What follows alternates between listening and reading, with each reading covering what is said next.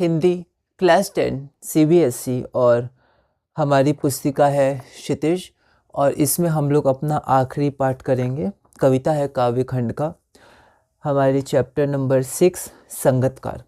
तो हमने काव्य खंड पूरा कर लिया है, बस ये आखिरी चैप्टर है जिसे हम आज पूरा कर लेंगे। गद्य खंड भी हमने कर लिया है। तो एक बार हम लोग संगतकार जो कविता है और इसके लेखक है मंगलेश डबराल, इसको एक ब्रीफ में समझ लेते हैं कि इस चैप्टर में क्या है। उसके बाद हम लोग प्रीवियस ईयर क्वेश्चंस कर लेंगे और उसके बाद फिर हम लोग इसे पूरा करेंगे। तो हमारा चैप्टर है संगतकार और इसके लेखक हैं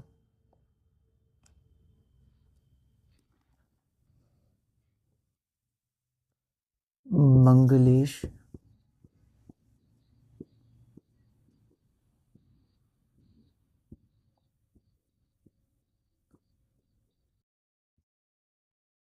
डबराल। तो यहाँ पर ये संगतकार है, तो संगतकार कौन होते हैं? तो मुख्य गायक के साथ गायन करने वाले, जैसे कोई वाद्य यंत्र आदि बजाने वाले, या फिर जो सहयोगी होता है ना, मुख्य गायक जो गायन करता है उसके गायन में साथ देना, ठीक है, उसे हम लोग संगतकार कहते हैं। तो यहाँ पर जैसे क्षितिज में लिखा है कि संगतकार कविता गायन में मुख्य गायक का साथ देने वाले संगतकार की भूमिका के महत्व पर विचार करती है। दृश्य माध्यम की प्रस्तुतियों जैसे नाटक, फिल्म, संगीत, नृत्य के बारे में तो यह सही है ही। हम समाज और इतिहास में भी ऐसे अनेक प्रसंगों को देख सकते हैं जहाँ नायक की सफलता में अनेक लोगों ने महत्वपूर्ण भूमिका निभाई है, ठीक है।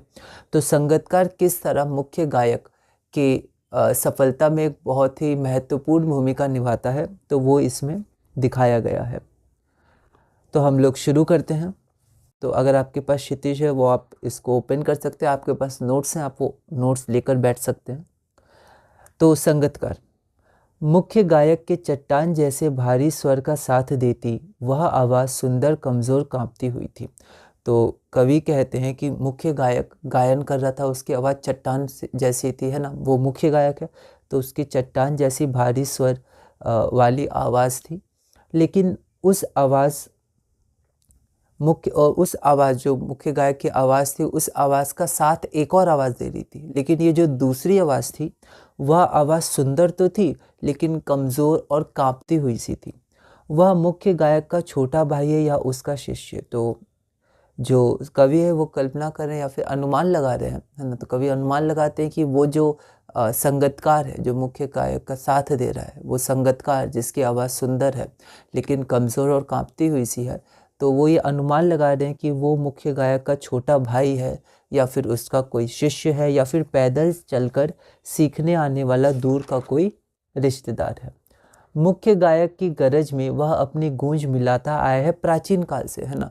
तो हमेशा से ही जो एक मुख्य गायक होता है उसके साथ एक संगतकार या कुछ संगतकार होते हैं जो उसका साथ देते हैं। तो वही कवि लिखते हैं कि मुख्य गायक की गरज में, गरज अर्थात उसकी जो ऊंची गंभीर चट्टान जैसी आवाज़ है, उसमें वो अपनी गूंज मिलाते आया है ना। तो उसकी ये गूंज है ना, कोमल सी, कांपती सी, कमज़ोर सी आवाज़ है, सुंदर सी आवाज़ है। तो गूंज है जो मुख्य गायक की ऊंची और गंभीर आवाज़ में मिलाते आया है संगतकार प्राचीन काल से, हमेशा से। गायक जब अंतरे के जटिल तानों के जंगल में खो चुका होता है या अपने ही सरगम को लांघ कर चला जाता है भटकता हुआ एक अनहद नाद में। अब क्या होता है कि राग हो गया है ना, उनको बहुत ही ध्यान रखना पड़ता है मुख्य गायक को। तो गायक जब अंतरे के जटिल तानों में, रागों में फंस जाता है, ठीक है, या फिर खो जाता है ना, या अपने ही सरगम को लांघ कर, मतलब अपने ही सरगम अर्थात सा रा गा मा संगीत के साथ स्वर, तो अपने ही सरगम को लांघ कर चला जाता है भटकता हुआ एक अनहद नाद में, मतलब उसमें एक तरह से डूब जाता है, मिल जाता है। और तब संगतकार ही स्थाई को संभाले रखता है। तो गाने का एक स्थाई जो भाग होता है, जो पोर्शन होता है, उसको संगतकार ही संभाले रखता है। जब गायक गाते गाते उसमें लीन हो जाता है, डूब जाता है, तो जो एक स्थाई स्वर होता है उस गाने का, जिसको संभालना बहुत महत्वपूर्ण है जो सुन रहे हैं उनके लिए, तो उसको कौन संभाले रखता है? वो संगतकार ही संभाले रखता है। तब संगतकार ही स्थाई को संभाले रखता है। जैसे समेटता हो मुख्य गायक का पीछे छूटा हुआ सामान। तो अब कवि कहते हैं कि किस तरह से संभालता है, जैसे मुख्य गायक का सामान कुछ पीछे छूट गया, वो बहुत ही आगे निकल चुका है ना, लेकिन संगीतकार पीछे छूटा हुआ सामान को समेट रहा है। जैसे उसे याद दिलाता हो उसका बचपन जब यह नौसिखिया था। नौसिखिया अर्थात जिसने अभी अभी सीखना शुरू किया है, तो वो याद दिलाता है उसका बचपन जब वो नौसिखिया था, जब वो जो गाने का एक स्थायी या लय था, है ना, स्थायी स्वर था, ठीक है, उसको जब वो छोड़ के कहीं और चला जाता था, जब वो रियाज़ करता होगा या फिर जब वो सीखता होगा, तो उसको याद वो करवाता है। जब बीच बीच में फिर से वो वैसे काम करता है, तो एक संगीतकार ही उसको स्थायी को पकड़ के रखता है। तो जैसे उसे याद दिलाता है उसका बचपन जब यह नौसिखिया था। नौसिखिया अर्थात जिसने अभी अभी सीखना शुरू किया है। तार सप्तक में जब बैठने लगता है उसका गला। तार सप्तक मतलब सरगम के ऊंचे स्वर। जब ऊंचे स्वर लगाता है मुख्य गायक, तो उसको थोड़ी थोड़ी जब तकलीफ होती है, उसका गला उस पर बैठने लगता है। प्रेरणा साथ छोड़ते ही उत्साह अस्त होता हुआ, है ना, प्रेरणा जब उसके साथ छोड़ देती है, बहुत ही ऊंचे स्वर लगाना चाह रहा होता है या लगाता है, लेकिन उसके गले में यहाँ पर लिखा है जैसे उसका गला बैठने सा लगता है। तो प्रेरणा उस समय उसका साथ छोड़ती हुई नजर आती है और उत्साह उसका अस्त होता हुआ नजर आता है। आवाज़ से राख जैसा कुछ गिरता है, अर्थात आवाज़ का स्वर अब बुझने लगता है। उसकी जो मजबूत चट्टान जैसी आवाज़ थी, जब बहुत ज़्यादा वो ऊंचे स्वर लगाता है तो स्वर थोड़ा ढीला पड़ने लगता है ना, और वो जो स्वर है वो बुझता हुआ सा, उतना वो भारी या उतना स्पष्ट नहीं होता है, थोड़ा लड़खड़ाने से लगता है। तो आवाज़ से राग जैसा कुछ गिरता हुआ तभी मुख्य गायक को ढांढस बंधाता कहीं से चला आता है संगीतकार का स्वर। तो जब थोड़ा आवाज़ ऊंचे स्वरों में कांपने लगता है, तभी जो संगीतकार का स्वर है वो उसका साथ देने आ जाता है। उस स्वर को वो पकड़ के उसका साथ देता है, उसको तसल्ली देता है, सांत्वना देता है, उसको ढांढस बंधाता है कि कहीं से चला आता है संगीतकार का स्वर, तो वो उसको ढांढस बताता है, उसका साथ देता है। कभी कभी वह यूं ही दे देता है उसका साथ, यह बताने के लिए कि वह अकेला नहीं है। तो कभी कोई संगीतकार अपने कुछ स्वर या फिर अपनी गूंज ऐसे ही मुख्य गायक के साथ करते हैं, या गूंज मतलब अपनी आवाज़ उसको देते हैं, ये बताने के लिए कि वह अकेला नहीं, मतलब मुख्य गायक अकेला नहीं, उसके साथ पीछे कोई है। यह बताने के लिए कि वह अकेला नहीं है, और यह कि फिर से गाया जा सकता है गाया जा चुका राग। तो जो मुख्य गायक ने गा दिया उसको फिर से धीरे धीरे गुनगुनाया जा सकता है। और उसकी आवाज़ में एक जो हिचक साफ सुनाई देती है, तो जैसे पहले भी कवि ने लिखा है कमज़ोर कांपती हुई आवाज़, और फिर से वो लिखते हैं कि उसकी आवाज़ में हिचक है। उसकी आवाज़ अच्छी है, सुंदर है ना, लेकिन फिर भी आवाज़ में उसकी एक हिचक है जो साफ सुनाई देती है। या अपने स्वर को ऊंचा ना उठाने की जो कोशिश है, मतलब वो भी ऊंचा उठा सकता है और अच्छे से अपने स्वरों को लगा सकता है, लेकिन फिर भी वो अपने स्वरों को ऊंचा नहीं उठाता है, क्योंकि वो मुख्य गायक नहीं है। मुख्य गायक कौन है? तो जो उसके साथ है वो संगीतकार है ना, तो वो चाह कर भी अपने जो स्वर है वो ऊंचा नहीं लगाता है। हमेशा जो मुख्य गायक है उसके नीचे स्वर रखता है और सिर्फ एक तरह से उसके साथ देने का कार्य करता है। या अपने स्वर को ऊंचा ना उठाने की जो कोशिश है संगीतकार की, वह उसकी विफलता नहीं है। तो कवि कहते हैं कि वह उसकी विफलता नहीं है, उसकी मनुष्यता समझा जाना चाहिए। तो वह उसकी मनुष्यता ही समझी जानी चाहिए कि वो एक तरह से वो जो मुख्य गायक है उसका साथ देता है हमेशा, है ना, उसके पीछे अच्छे से खड़ा रहता है और ढांढस बंधाता है उसको जब भी लड़खड़ाता है मुख्य गायक। तो यह संगीतकार की विफलता नहीं है, सफलता है, और उसकी मनुष्यता ही समझना चाहिए हमें। तो ये हो गया संगीतकार के बारे में जो कहा है कवि ने इस कविता में। मैंने बहुत ही शॉर्ट में बताया, और अच्छे से इसको समझ सकते हैं एक लाइन में और क्या क्या अर्थ हो सकते हैं, कवि क्या कहना चाह रहे होंगे। तो अब हम लोग चलते हैं 2025 के कुछ क्वेश्चंस देखते हैं। तो हम लोग 2025 के क्वेश्चंस देखेंगे, और उसमें हम लोग देखेंगे 8 क्वेश्चंस 2025 के। तो शुरू करते हैं। पहला क्वेश्चन हमारे पास है, 2 मार्क्स के हैं, 25 से 30 शब्द, कि संगीतकार का मुख्य काम क्या होता है? क्या कविता में वर्णित संगीतकार अपने काम में सफल है? सो उदाहरण लिखिए, अर्थात उदाहरण सहित लिखिए। तो संगीतकार का मुख्य कार्य क्या होता है, ये पहला पार्ट है, दोनों पार्ट का हमें ध्यान रखना है। दूसरा पार्ट है, क्या कविता में वर्णित संगीतकार, तो कविता में जो संगीतकार के विषय में कहा गया है वह अपने काम में सफल है या नहीं, उदाहरण सहित लिखना है। तो संगीतकार का मुख्य काम मुख्य गायक का साथ देना होता है, ठीक है। क्या वह सफल है? तो संगीतकार अपने काम में सफल है। उदाहरण के लिए 2 पॉइंट हम लोग दे सकते हैं। वह गायक का स्वर बिखरने से पहले संभाल लेता है। तार सप्तक में जब उसका स्वर ऊंचा होता है, गला बैठने सा लगता है, तो कहीं से चला आता है संगीतकार का जो वो स्वर है, जो उसको ढांढस बढ़ाता है, जो उसके स्वरों को मतलब हम वो कह सकते हैं साथ देता है ना। तो वह गायक का स्वर बिखरने से पहले संभाल लेता है। गायक का स्वर जो बिखर रहा है उससे पहले ही स्वरों को संभाल लेता है। गायक का उत्साह बनाए रखता है। तो क्या करता है? दूसरा, गायक का उत्साह बनाता है। सेकंड क्वेश्चन है, संगीतकार की भूमिका क्या होती है? कवि मंगलेश डबराल उस भूमिका में मनुष्यता को क्यों देखते हैं? तो फिर से 2 क्वेश्चन। सबसे पहले, संगीतकार की भूमिका क्या होती है? तो ये पहले से मिलता जुलता क्वेश्चन है कि संगीतकार का मुख्य कार्य क्या होता है। और उसके बाद, कवि मंगलेश डबराल उस भूमिका में मनुष्यता को क्यों देखते हैं? तो यहाँ पर हम लोग देखते हैं आंसर कि संगीतकार की मुख्य भूमिका या संगीतकार की भूमिका मुख्य गायक का साथ देना होता है। पहला पार्ट का हो गया। अब कवि उसमें मनुष्यता क्यों देखते हैं? तो वह अपनी भूमिका सच्चे मन से निर्वाह करता है। निस्वार्थ भाव से वह अपनी भूमिका निर्वाह करता है। वह जानबूझकर अपने स्वर को मुख्य गायक के स्वर से ऊंचा नहीं करता, है ना। तो इतने में 25-30 शब्द हो गए थे। आप चाहें तो आगे लिख सकते हैं कि इस कारण कवि उसमें मनुष्यता देखते हैं। ठीक है। तो वह सच्चे मन से निर्वाह करता है, निस्वार्थ भाव से वो अपने कार्य का निर्वाह करता है, और वो जानबूझकर अपने स्वर को मुख्य गायक के स्वर से ऊंचा नहीं करता है। अगला क्वेश्चन है, संगीतकार मुख्य गायक का साथ किस किस रूप में देता है? किन्हीं 2 का वर्णन कविता के आधार पर कीजिए।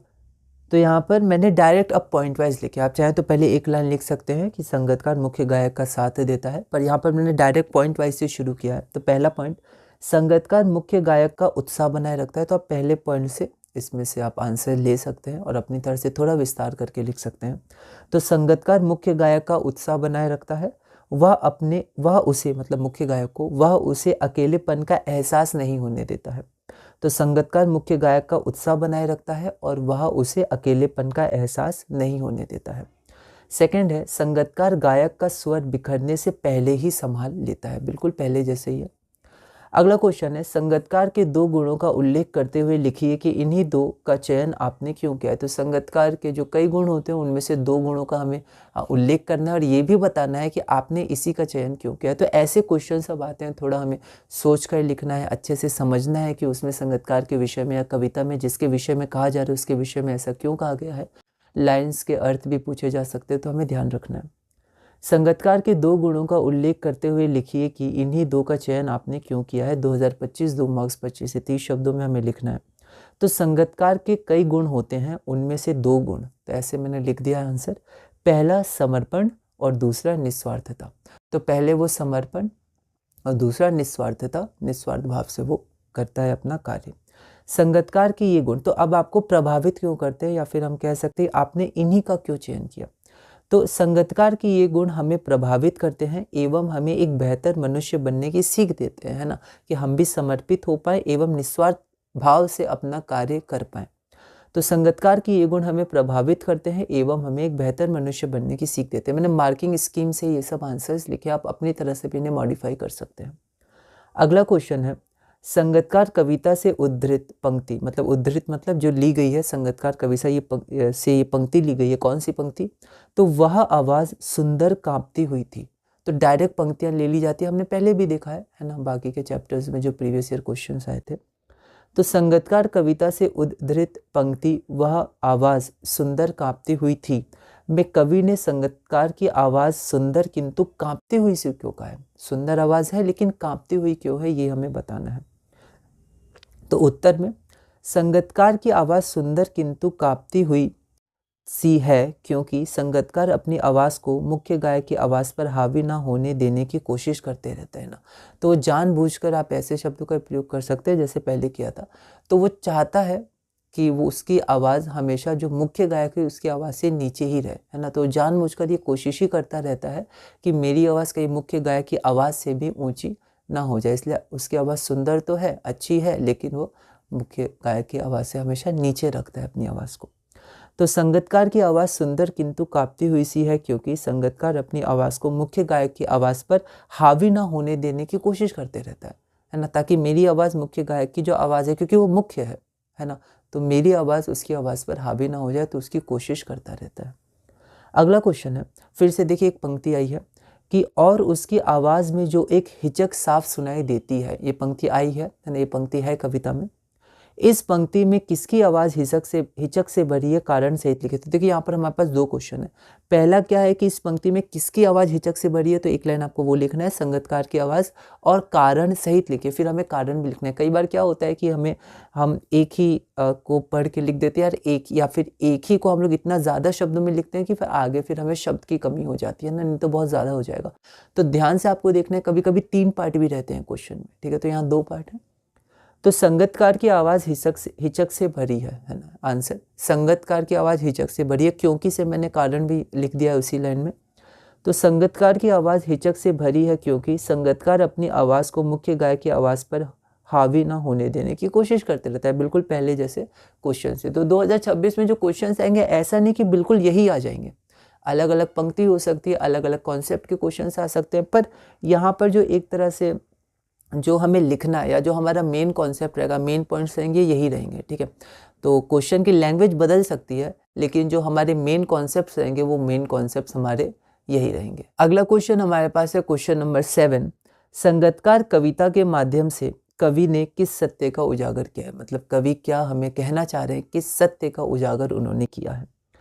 कविता के माध्यम से कवि ने संगीतकार के महत्व को उजागर किया है कि संगीतकार का भी अपना एक महत्व होता है, और वो महत्व मुख्य गायक की सफलता में बहुत अधिक होता है, बहुत महत्वपूर्ण होता है। संगीतकार का जो कार्य होता है या उसका जो महत्व होता है, वो मुख्य गायक की सफलता में बहुत अधिक होता है। तो कविता के माध्यम से कवि ने संगीतकार के महत्व को उजागर किया है।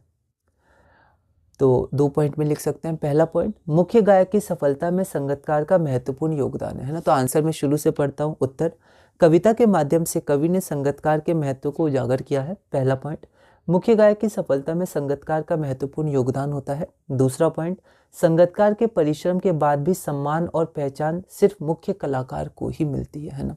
तो जो पहचान और जो सम्मान होता है वो अधिकतर मुख्य कलाकार को ही मिलता है, जबकि संगीतकार की उसमें पूरी मेहनत रहती है ना, उसका भी पूरा योगदान रहता है, लेकिन फिर भी संगीतकार के परिश्रम के बाद भी सम्मान और पहचान सिर्फ मुख्य कलाकार को ही मिलती है।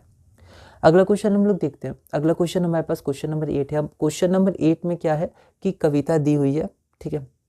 तो उसमें से हमें 5 क्वेश्चन पूछे गए।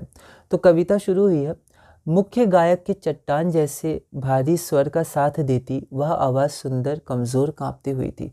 और यहाँ पर अंत है, कभी कभी वह यूं ही दे देता है उसका साथ, यह बताने के लिए कि वह अकेला नहीं है और यह कि फिर से गाया जा सकता है, ठीक है। तो ये एक अंश दिया हुआ है उस कविता का।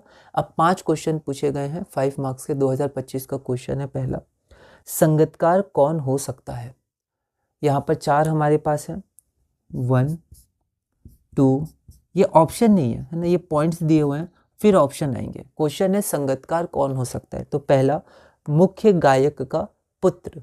तो यहाँ पर मुख्य गायक का पुत्र तो ऐसा लिखा नहीं है, अगर आप पढ़िएगा तो वह मुख्य गायक का छोटा भाई, उसका शिष्य, या पैदल चल के आने वाला दूर का कोई रिश्तेदार है। तो पहला तो नहीं होगा। दूसरा हमारे पास है मुख्य गायक का छोटा भाई, तो छोटा भाई लिखा है, कविता के आधार पे हमें बताना है। तीसरा, मुख्य गायक का कोई दूर का रिश्तेदार, ये भी है। चौथा, मुख्य गायक को कोई शिष्य, तो ये भी है। तो 2, 3 और 4 हमारे पास हो जाएगा। तो हमारा ऑप्शन नंबर डी हो जाएगा, 2, 3 और 4। अगला क्वेश्चन है, गायक अंतरे की जटिल तानों में खो चुका होता है का आशय क्या है ना। यहाँ पर लिखा है कि लिखा है, गायक जब अंतरे की जटिल तानों के जंगल में खो चुका होता है या अपने ही सरगम को लांघ कर। तो जो यहाँ लिखा है कि अंतरे की जटिल तानों में खो चुका होता है, इसका आशय क्या है। तो एक एक चीज़ का आशय हमें अच्छे से पता होना चाहिए, ठीक है। तो ऊपर से तो हम लोग समझ सकते हैं, लेकिन फिर भी थोड़ा अर्थ हमें जानना चाहिए कि ऐसा क्यों है, जटिल तानों का जंगल, इसका क्या आशय है। पहला, गायक गाने की जटिलता में सुर खो देता है। दूसरा, गायक गाने की पंक्ति को बीच में ही भूल जाता है। तीसरा, गायक अंतरे को गाने में सरगम और तानों की जटिलता भूल जाता है। या चौथा, गायक अंतरे की तानों की गहराई और जटिलता में सुध बुध खो देता है ना। तो डी ऑप्शन ज़्यादा सही लग रहा है कि जो गायक है वो अंतरे की जो तान होती है या जो अंतरे की तानों की गहराई होती है और जटिलता है, उसमें वो शुद्ध बुद्ध खोज होता है, वो एक तरह से उसमें लीन ही हो जाता है, तो वो स्थाई को भूल जाता है ना। तो उसे स्थाई पकड़ के रखना था। जितने भी श्रोता हैं जो सुन रहे हैं, उनके लिए उनको एक स्थाई को पकड़ के रखना था मुख्य गायक को, लेकिन वो इतना अपने शुद्ध बुद्ध खो के उसमें लीन हो जाता है कि वो स्थाई को भूल जाते हैं। तो स्थाई को पकड़ के कौन रखता है? तो संगतकार रखता है। तो ये ऑप्शन डी हम लोग करेंगे। गायक अंतरे की तानों की गहराई और जटिलता में अपनी शुद्ध बुद्ध खो देता है ना। तो ये हो गया। फिर अगला है कथन और कारण। कथन है, संगीतकार मुख्य गायक को उसका बचपन याद दिलाता है। बिल्कुल सही, यहाँ पर आया था, जैसे याद दिलाता हो उसको उसका बचपन। कारण, मुख्य गायक भी कभी नौसिखिया था। तो ये भी हमारा सही है कि जो हमारा मुख्य गायक था वो भी क्या था? कभी नौसिखिया था। ठीक है। तो यहाँ पर हमारे पास है कथन गलत है परंतु कारण सही है। ये नहीं होगा क्योंकि दोनों सही है, कथन कारण। कथन सही है परंतु कारण गलत है, ये भी नहीं होगा। फिर तीसरा, कथन और कारण दोनों सही है और कारण कथन की उचित व्याख्या करता है। और अगला है कथन और कारण दोनों सही है परंतु कारण कथन की उचित व्याख्या नहीं करता है।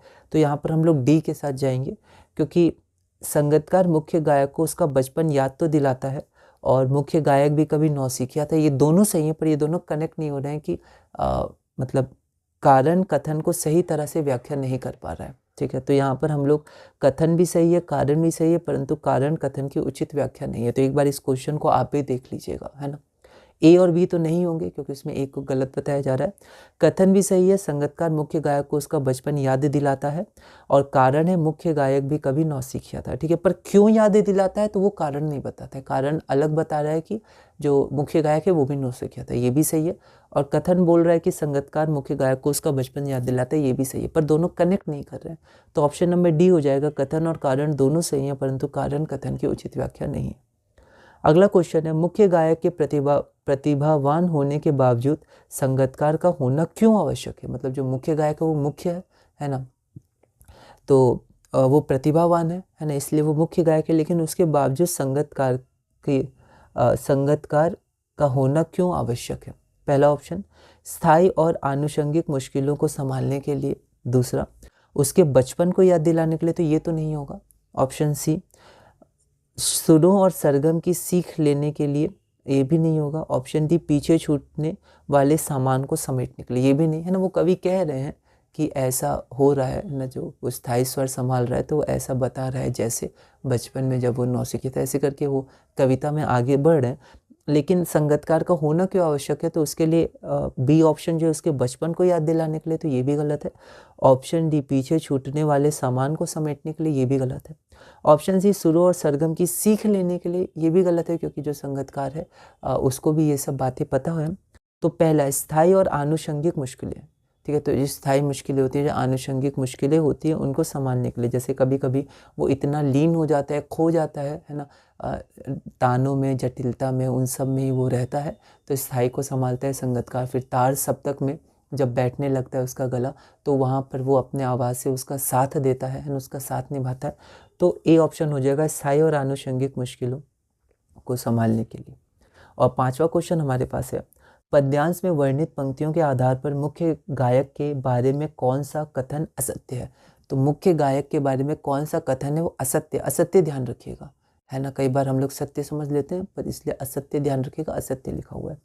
ऑप्शन है, मुख्य गायक कभी कभी अपने सरगम में बेसुध होकर अहनद में खो जाता है। अहनद मतलब लीन हो जाता है किसी स्वर में। ठीक है। तो ये बिल्कुल सही है, कभी कभी वो लीन हो जाता है, सुध बुध खो देता है।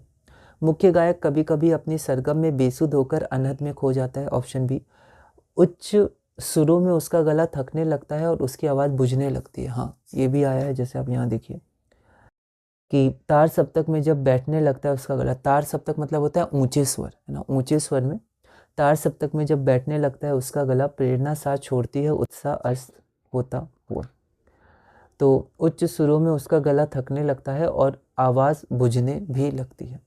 अगला है, संगीतकार मुख्य गायक की गरजती हुई आवाज़ में अपनी गूंज मिलाकर उसे और पुष्ट करता है। ये भी सही है कि जो संगीतकार है वो क्या करते हैं, मुख्य गायक की जो चट्टान भरी आवाज़ है, उसकी जो गरज है, उसमें अपनी गूंज मिलाता है है ना, और उसे और पुष्ट करता है और उसे मतलब अच्छा करता है और उसका साथ देता है। ऑप्शन डी, मुख्य गायक अपने नौसिखिया होने को याद कर प्रेरणाहीन हो थकने लगता है, ये गलत है ना। तो मुख्य गायक अपने नौसिखिए होने के को याद कर प्रेरणाहीन हो जाता है और थकने लगता है ना, ऐसा कहीं लिखा नहीं है। वो बस लिखा है कि उसको उसका बचपन जैसे याद दिला रहा हो जब वो स्थाई को संभालता है ना। तो यहाँ पर ये ऑप्शन डी हमारा सही हो जाएगा, क्योंकि पूछा गया है गलत कौन है, तो ऑप्शन डी ही गलत है, तो वो हमारा ऑप्शन सही हो जाएगा कि मुख्य गायक अपने नौसिखिए होने को याद कर प्रेरणाहीन हो थकने लगता है। तो इसी के साथ हमने अपनी क्षितिज पुस्तिका पूरी कर ली है। तो इसमें हमारे जितने भी काव्य खंड में जो हमारी कविताएं थी और गद्य खंड में चैप्टर्स थे, उसको हमने एक बार ब्रीफ में देख लिया। आप अच्छे से समझने के लिए और अच्छे से देख सकते हैं। सबके कुछ कुछ क्वेश्चंस हमने देख लिए, बहुत ज़्यादा तो नहीं है ना, 5 से 10 के लगभग हमने कुछ कुछ क्वेश्चंस देखे हैं इनमें। और किसी चैप्टर्स में हमने कम देखे हैं, जैसे कुछ में हमने 4 देखे हैं, तो किसी में हमने 7 देखे हैं, 8 क्वेश्चंस देखे हैं। तो ऐसे करके हमने इसमें कुछ कुछ क्वेश्चंस देखे हैं। अब आपको प्रैक्टिस करनी है, आप बहुत प्रैक्टिस करिएगा और ध्यान रखिएगा कि आपको हिंदी में अच्छे अच्छे शब्दों का प्रयोग करना है और शॉर्ट में लिखना है, बहुत ज़्यादा खींचना नहीं। हिंदी आती है तो ऐसा नहीं हमें बस हिंदी में लिखते ही लिखते जाना है, ऐसा नहीं। और इम्पॉर्टेंट पॉइंट लिखना है, जो क्वेश्चन पूछा है कोशिश करेंगे टू द पॉइंट आंसर लिखें, शॉर्ट में लिखें, पॉइंट वाइज लिखें तो और अच्छा रहेगा। और इसी तरह धीरे धीरे आप आगे बढ़िएगा। तो इस वीडियो में इतने ही रखते हैं। अब हम लोग हिंदी व्याकरण में हमारे 2 टॉपिक्स बचे हुए हैं, एक वाच्य बचा हुआ है और उसके बाद पद परिचय बचा हुआ है, और कृतिका में हमारे तीनों चैप्टर्स बचे हुए हैं, उसको भी हम लोग करेंगे। और इसी तरह धीरे धीरे क्लास 10 हिंदी में आगे बढ़ेंगे। तो यहाँ पर हम लोग देखते हैं संगतकार। तो ये कविता मैंने लिखी है, एक बार आप इसको पढ़ सकते हैं। यहाँ पर कुछ कुछ शब्दों के अर्थ भी मैंने लिखे हैं। तो यहाँ पर इससे हम लोग देख सकते हैं कि कवि क्या कहना चाह रहे हैं। बीच में कुछ कुछ लाइनें डायरेक्ट पूछी जा सकती हैं कि इसका आशय क्या है, तो हमें ध्यान रखना है। फिर हम लोग देखते हैं कि क्वेश्चंस कैसे हैं। तो क्वेश्चंस को आप अच्छे से शॉर्ट में लिखिएगा, है ना। आप पॉइंट वाइज भी लिख सकते हैं या फिर कभी कभी बिना पॉइंट वाइज भी आप लिख सकते हैं पैराग्राफ में, क्योंकि आधे शब्दों का प्रयोग करके। लेकिन फिर भी आप शॉर्ट में लिखिएगा, टू द पॉइंट लिखिएगा, बहुत अधिक मत लिखिएगा। ये हमारे पास दूसरा क्वेश्चन है कि मनुष्यता क्यों कहा गया, क्योंकि वह जानबूझकर अपने स्वरों को मुख्य गायक के स्वर से ऊंचा नहीं करता है। फिर मुख्य गायक का साथ किस किस तरह से वो निभाता है या देता है साथ, 2 का वर्णन करना है। तो मैंने डायरेक्ट इस बार पॉइंट वाइज शुरू किया है, आप ऐसे भी शुरू कर सकते हैं। उसके बाद अगला संगतकार के 2 गुणों का हमें उल्लेख करना है ना। कई गुण है, तो एमएस मतलब मार्किंग स्कीम से 2 में मैंने 2 गुण यहाँ ले लिए। और ये भी है कि इन 2 का चयन आपने क्यों किया, क्यों चुना इन्हीं 2 गुणों को। तो क्योंकि ये गुण हमें प्रभावित करते हैं एवं हमें एक बेहतर मनुष्य बनने की सीख देते हैं। फिर ये जो उद्धृत पंक्ति है, वह आवाज़ सुंदर काँपती हुई थी, इसमें काँपती हुई आवाज़ क्यों है ना। तो वही हम लोग पीछे वाला लिख सकते हैं कि वो जानबूझकर कोशिश करता रहता है कि मुख्य गायक की आवाज़ पर उसकी आवाज़ हावी ना हो पाए। तो इसको आप अच्छे से ग्रामर वगैरह थोड़ा देख के कि मेरा सेंटेंस सही तो बन रहा है, बार बार पढ़ के आप उसको देख सकते हैं, सही तरह से आप लिखिएगा। ये हमारे पास अगला क्वेश्चन है कि हिचक से भरी हुई क्यों थी, या हिचक साफ सुनाई देती थी। उसके बाद ये हमारा 7वां क्वेश्चन है कि किस सत्य को उजागर किया है, कि कवि जो है किस सत्य को उजागर किया है इस कविता के माध्यम से। तो यहाँ पर हमारे पास आंसर हो जाएगा, कविता के माध्यम से कवि ने संगतकार के महत्व को उजागर किया है। पहला पॉइंट, मुख्य गायक की सफलता में संगतकार का महत्वपूर्ण योगदान होता है। और दूसरा, संगतकार के परिश्रम के बाद भी सम्मान और पहचान सिर्फ मुख्य कलाकार को मिलती है। फिर यहाँ पर ये कविता है, ठीक है। कविता का एक अंश दिया गया है यहाँ से यहाँ तक 2025 में, और 5 मार्क्स का है। तो हम लोग कविता के अनुसार ही हमें बताना है। संगतकार कौन होता है, तो ये दूसरा हो सकता है, तीसरा और चौथा, क्योंकि पुत्र के विषय में ऐसा कुछ नहीं कहा गया है। तो 2, 3 और 4, तो ऑप्शन डी हो जाएगा 2, 3, 4। फिर गायक अंतरे के जटिल तानों में खो चुका होता है, इसका आशय क्या है, तो डी हो जाएगा, गायक अंतरे की तानों की गहराई और जटिलता में सुध-बुध खो देता है, उसमें लीन हो जाता है। फिर तीसरा, कथन और कारण, तो संगतकार मुख्य गायक को उसका बचपन याद दिलाता है, ये भी सही है। और मुख्य गायक भी कभी नौसिखिया था, बिल्कुल वो सीखना शुरू किया था, तो कभी वो नौसिखिया था। तो यहाँ पर दोनों सही हैं, पर ये इसको कनेक्ट नहीं कर रहा है। तो यहाँ पर दोनों सही हैं, पर कारण कथन की उचित व्याख्या नहीं है, तो ऑप्शन डी हो जाएगा हमारा, है ना, ऑप्शन डी। अगला है, मुख्य गायक के प्रतिभावान होने के बावजूद संगतकार का होना क्यों आवश्यक है, क्योंकि स्थायी और आनुषंगिक मुश्किलों को संभालने के लिए। तो बाकी ऑप्शन आप देखिएगा तो आप उसको एलिमिनेट भी कर सकते हैं, तो जो बचा वही सही होगा। ऐसे भी कई बार होता है, तो आप ज़रूर इसको करिएगा। अगला पद्यांश में वर्णित पंक्तियों के आधार पर मुख्य गायक के बारे में कौन सा कथन असत्य है, तो हमें ये ध्यान रखना है असत्य के विषय में पूछा जा रहा है। तो मुख्य गायक कभी कभी अपनी सरगम में बेसुध होकर अनहद में खो जाता है, तो ये भी सही है, पर हमें असत्य ढूंढना है, तो ये नहीं होगा। उच्च सुरों में उसका गला थकने लगता है और उसकी आवाज़ बुझने लगती है, हाँ तार सप्तक में लिखा हुआ था उसका गला बैठने लगता है, तो ये सही है, पर हमें असत्य खोजना है, तो बी नहीं होगा। संगीतकार मुख्य गायक की गरजती हुई आवाज़ में अपनी गूंज मिलाकर उसे पुष्ट करते हैं, ये भी सही है। यहाँ पर आया भी है कि अगर आप देखिएगा यहाँ पर वह अपनी गूंज मिलाता आया है प्राचीन काल से, है ना, मुख्य गायक की गरज में, तो वही ऑप्शन यहाँ पर दिया हुआ है कि संगीतकार मुख्य गायक की गरजती हुई आवाज़ में अपनी गूंज मिलाकर उसे और पुष्ट करता है, तो ये भी सही है, पर हमें असत्य ढूंढना है, तो तीनों गलत है, तो चौथा ही होगा, पर फिर भी हम लोग पढ़ के एक बार समझेंगे इसको। मुख्य गायक अपने नौसिखिए होने को याद कर प्रेरणाहीन हो थकने लग जाता है, ऐसा कुछ यहाँ लिखा नहीं है, बस इतना लिखा है कि वो उसको याद दिलाता है कि कभी वो जब वो नौसिखिया था, जब वो सीखना शुरू किया था, वो प्रेरणाहीन होकर थकने लगता है, ऐसा कुछ वहाँ पर नहीं लिखा है। तो ऑप्शन डी गलत है और हमें असत्य गलत ही पहचानना था, तो हमारा डी हो जाएगा। तो इसी के साथ हमने ये क्षितिज पूरी की। अब हम लोग व्याकरण के जो 2 टॉपिक्स बचे हैं उसको देखेंगे, कृतिका के 3 चैप्टर्स भी ब्रीफ में देखेंगे प्रीवियस ईयर क्वेश्चंस के साथ, और इसी तरह धीरे धीरे हम लोग क्लास 10 हिंदी में CBSE में आगे बढ़ेंगे।